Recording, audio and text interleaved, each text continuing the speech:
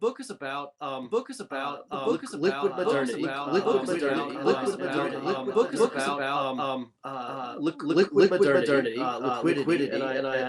what that does to us psychologically, not just economically. Hello, Zero Books readers. In this video, we'll try to understand what's behind the proliferation of modern identities, including gender identities, by referencing David Blacker's What's Left of the World and Paddy Chayefsky's Network.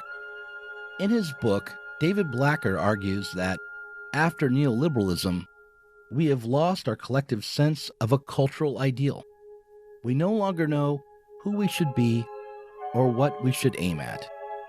Now, our modern sensibility is decidedly post-Kantian, which is to say that we take ourselves to be free and rational agents who both deserve and are morally obligated to give respect.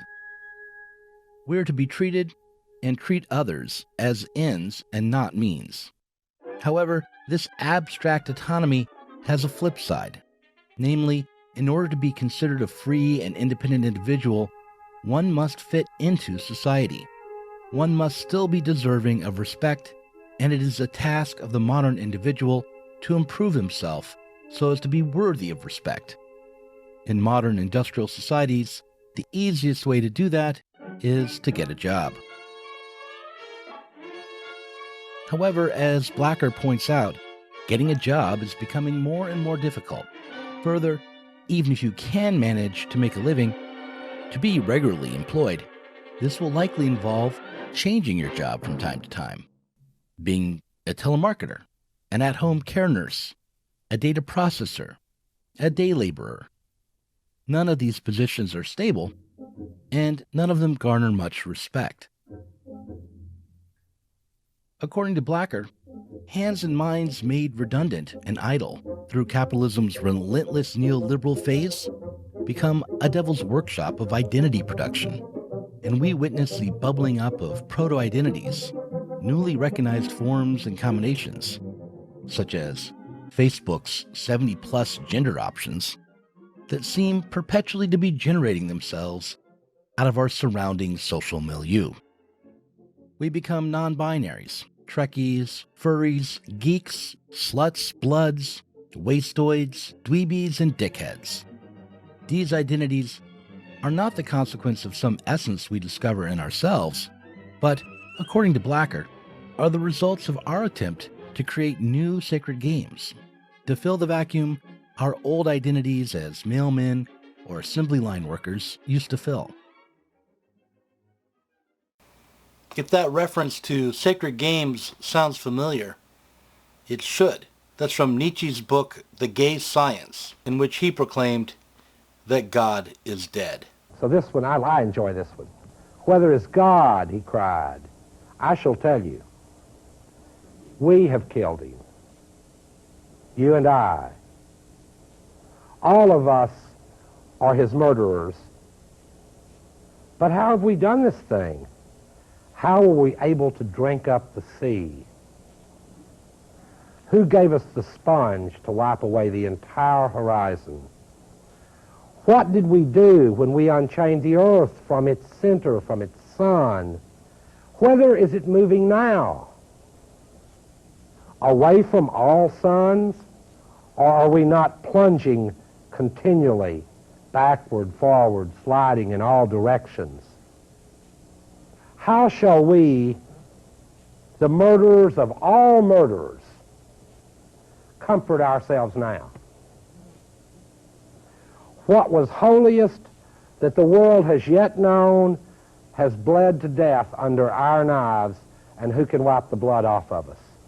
What water is there that can clean us now? What festivals of atonement, what sacred games shall we have to invent?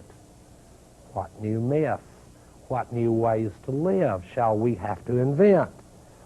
Is not the greatness of our deed still far too great for us? Must not we ourselves become God simply to be worthy of it? As we listen and watch Rick Roderick read this passage from Nietzsche, we should remember that Nietzsche wasn't addressing just neoliberalism, but modernity itself. He was addressing the psychological toll that scientific modernity had imposed upon the world's people. We may have gained a lot: vaccines, motor cars, airplanes, television sets, contraceptives, smartphones, and all manner of other wonders. But we lost our bearings, our culture, our very self-conception along the way. However, this sense of being adrift, of being unhinged and lost, this lack of self that Nietzsche and Blacker lament, was, for Karl Marx and many other 19th century revolutionaries, a cause for celebration. For instance, in the Communist Manifesto, Marx and Engels explicated the real cause for the death of God. The bourgeoisie cannot exist without incessantly revolutionizing the instruments of production, and thereby the methods of production, and consequently all social relations. This continual revolutionizing of the methods of production, constant disturbance of the whole social system, perpetual agitation and uncertainty, distinguish the bourgeois epoch from all others. All fixed and deeply rooted social relations, with their train of established and venerated beliefs and ideas, are dissolved. All that replaces them grows old before it can crystallize. All that was solid and established crumbles away. All that was holy is profaned, and man is at last compelled to look with open eyes upon his conditions of life and true social relations. Marx thought that capitalism was dysfunctional, that it would never obtain the egalitarian ethos that served both as an ideological justification and as a precondition for capitalist exploitation. But Marx also admired the way the capitalist compulsion towards innovation devastated old forms of domination. If Marx was alive today, he would surely laugh at the priests, the politicians, and the talk show hosts who lament the baseness of our consumer culture, and he would celebrate the way that, for instance, the new communications technologies are homogenizing the globe. After all, for Marx, what makes capitalism great, along with its tendency to melt frozen social relations, is the way it brings people together from around the world, even if where it ultimately brings them is the factory floor.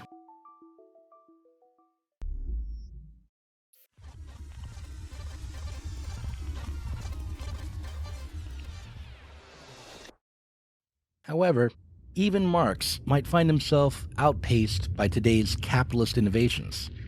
Even Marx might find himself feeling nostalgic for a time when some core human value was sacred, a time when it was easier to know who you were and what you were for. At least the Polish sociologist Zygmunt Bauman thought so. According to Bauman, all cultures use a concept of the good life as an evaluative category, as a way to work out who is of value and who is not.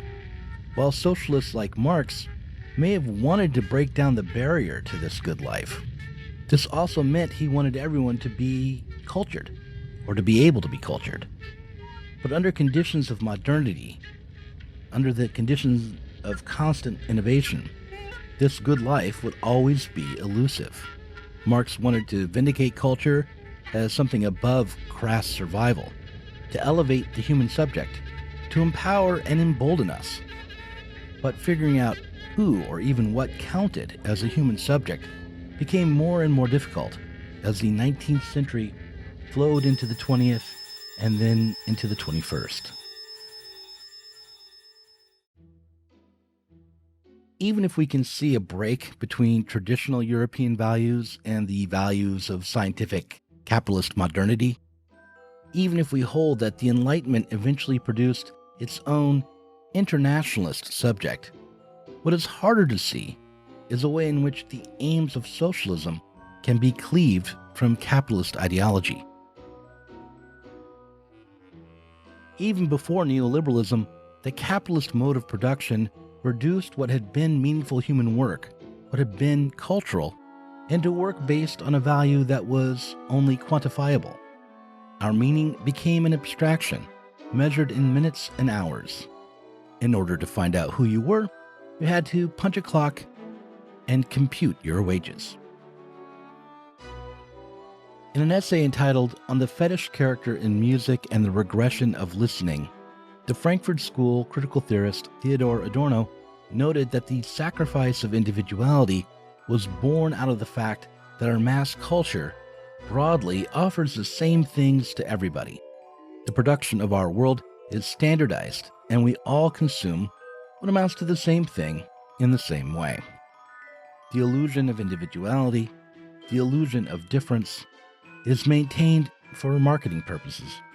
But when individuality, and with it, individual judgment, disappears and is replaced by taste and sentiment, we are disarmed. What began as a desire to treat everyone as ends in themselves ended up as a system that treats everyone as a mere means.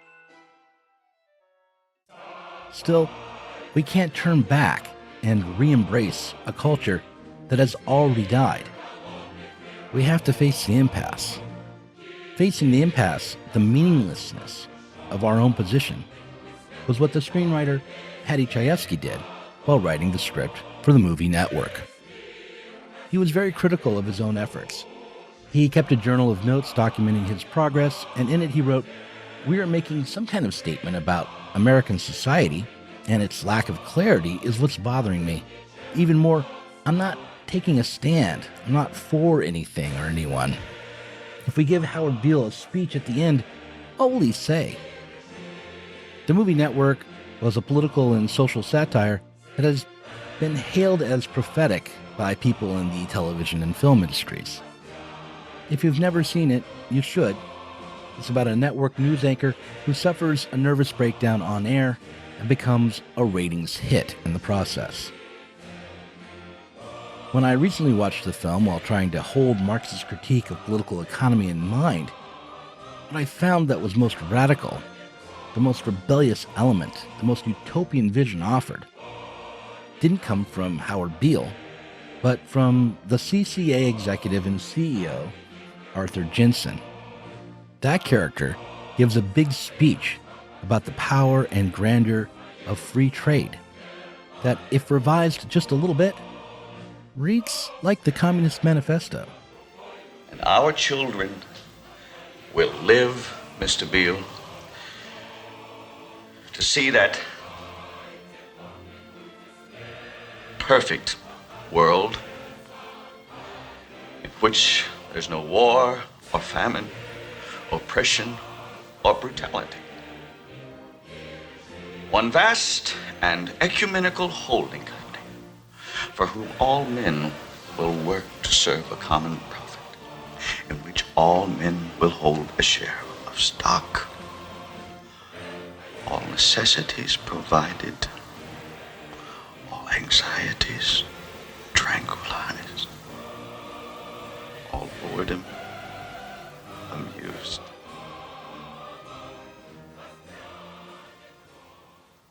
One possible way out of this impasse might be to remember that for Karl Marx, the aim is not that we free ourselves from national identities or from religious assumptions or from bad ideas. In his book, The German Ideology, Marx wrote, quote, "The entire body of German philosophical criticism, from Strauss to Stirner, is confined to criticisms of religious conceptions. The dominance of religion was taken for granted. Gradually, every dominant relationship was pronounced a religious relationship and transformed into a cult of law, a cult of the state, and so on. On all sides, it was only a question of dogmas and belief in dogmas." End quote.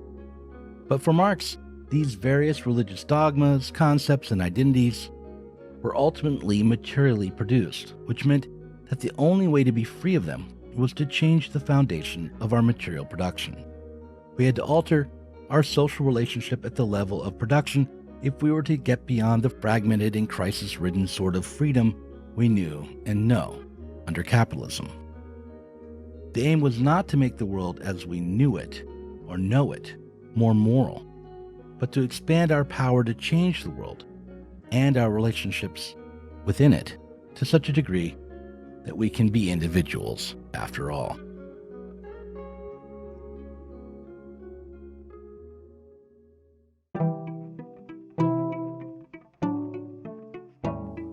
Thanks for watching this Zero Books video. If you enjoyed it, subscribe to this channel and click on the notifications bell so that you'll be alerted whenever we release a new video.